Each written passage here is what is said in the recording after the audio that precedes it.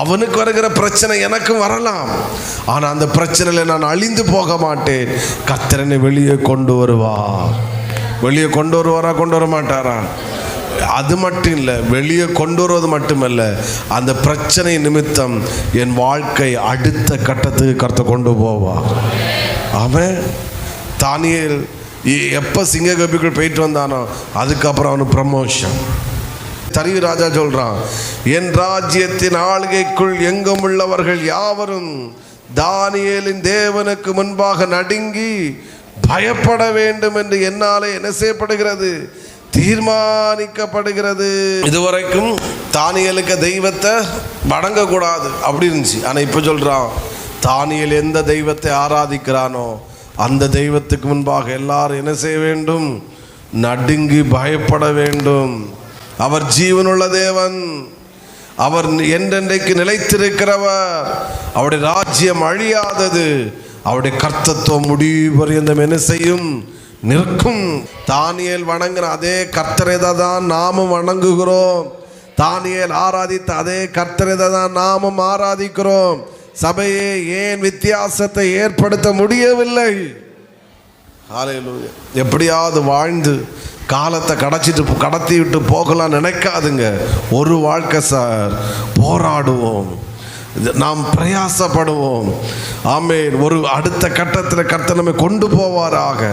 நான் இப்படி விசுவாசிக்கிறேன், உனக்கு வருகிற பிரச்சனை வரும்போது நீ என்ன யோசிக்கணும், நான் ஆண்டருக்கு முன்னாடி உத்தமமாக இருந்தால் உன் பிரச்சனை வரும்போது எப்படி யோசிக்கணும், இந்த பிரச்சனை நிமித்தம் நான் அழிந்து போவேன்னு யோசிக்கக்கூடாது. ஒரு பாடு சோதனை பிரச்சனை வரும்போது நீ புரிஞ்சு கொள்ளணும், என் வாழ்க்கையை கர்த்தர் அடுத்த கட்டத்துக்கு கொண்டு போகிறார். ஐயோ புரியல நினைக்கிறேன். ஆமென். யோபுவே, உனக்கு சோதனை வருவதனால நீ அழிந்து போக மாட்டாய். உனக்குள் இருக்கிற மிருக ஜீவன்களை எல்லாம், ஆமென், நன்மைகள் எல்லாம் கர்த்தர் இரட்டிப்பாய் தரப்போகிறார். கர்த்தர் இரட்டிப்பாய் 2 மடங்கு உன்னை ஆசீர்வதிக்க போகிறார். எழுதி வச்சுக்கொள்ளுங்க, ஒரு ஆவிக்குரியவனுக்கு வருகிற பிரச்சனை அவனுக்கு அழிவல்ல, அது அவனை அடுத்த கட்டத்துக்கு கொண்டு செல்லுகிற பாதை. சத்தமா ஒரு ஆமென் சொல்லுங்க பார்க்கலாம். இன்னும் சத்தத்தை உயர்த்தி ஹல்லேலூயா. உங்களை பார்த்து சொல்றேன், உனக்கு வருகிற பிரச்சனையில் நீ அழிந்து போக மாட்டாய். கர்த்தர் காப்பாற்றுவார், அதோடு கூட அடுத்த கட்டத்துக்கு கர்த்தர் கொண்டு போவார். கர்த்தர் உண்மையாய் தொழுதுகள். இந்த பைபிளை ஒருபோதும் போலித்தனமாக சேவிக்காதுங்க. அறிஞ்ச சத்தியத்தில் உண்மையாக இருங்க. ஆமென். எல்லாரும் சர்ச்சுக்கு போகிறாங்கன்னு நான் சர்ச்சுக்கு போகிறேன்னு சொல்லாதுங்க.